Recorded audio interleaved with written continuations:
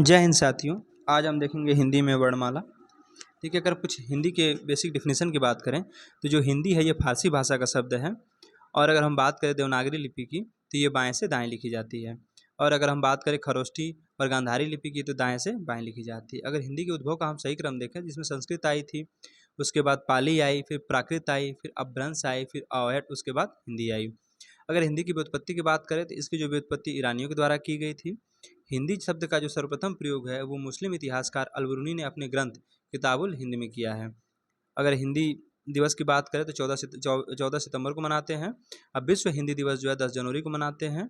अंतर्राष्ट्रीय मातृभाषा दिवस 21 फरवरी को मनाते हैं। और भारतीय संविधान सभा में हिंदी को मान्यता 14 सितंबर सन 1949 को मिली थी।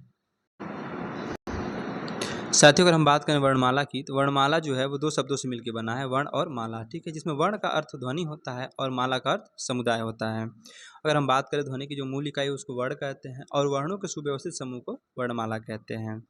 हिंदी वर्णमाला को जो है दो भागों में बांटा गया है जिसमें आपके स्वर और व्यंजन आते हैं। अगर हम बात करें स्वर की तो जिन वर्णों का उच्चारण स्वतंत्र रूप से होता है उन्हें स्वर कहते हैं। इसमें इनकी संख्या 11 होती है जिसमें अ, आ, छोटी, बड़ी, छोटाऊ, बड़ाऊ, एड़ी, ऐनक, उखली, औरत और ऋषि आते हैं। साथियों, हम बात करें व्यंजन की, देखिए जिन वर्णों का उच्चारण स्वरों की सहायता से किया जाता है उनको व्यंजन कहते हैं। अगर हम बात करें व्यंजन की संख्या तो इनकी जो संख्या वो 33 होती है। इसमें 25 आपके स्पर्शी व्यंजन, 4 ऊष्म व्यंजन, 4 अंतस्थ व्यंजन आते हैं। अगर वर्तमान लेखन के आधार पर देखें स्वर और व्यंजनों की कुल संख्या तो 52 होती है। देखिए 52 में 11 स्वर आते हैं, 25 स्पर्शी व्यंजन, 4 ऊष्म व्यंजन, 4 अंतस्थ व्यंजन, 4 संयुक्त व्यंजन, 2 द्विगुण व्यंजन और 2 अयोगवा आते हैं।